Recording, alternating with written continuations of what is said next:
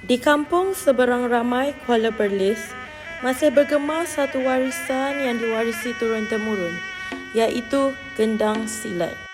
Pembuatannya bermula dengan kulit haiwan seperti lembu, kerbau dan kambing yang diperoleh daripada tempat penyembelihan.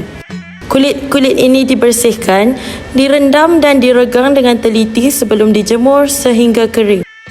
Proses ini memerlukan kesabaran kerana kualiti kulit akan menentukan mutu bunyi yang terhasil. Badan gendang pula diperbuat daripada kayu mahagani atau kayu jati.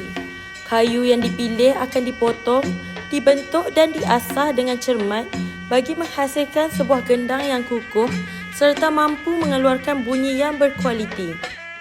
Hasil gabungan kayu dan kulit yang diproses dengan teliti inilah yang melahirkan sebuah gendang silat yang lengkap. Bagi Pak Din, yang bergiat dalam pembuatan gendang sejak tahun 2004, warisan ini merupakan amanah yang perlu terus dipelihara.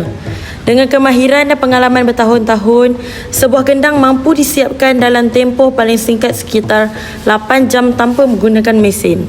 Ini merupakan petikan daripada malam warisan kita di kampung seberang ramai.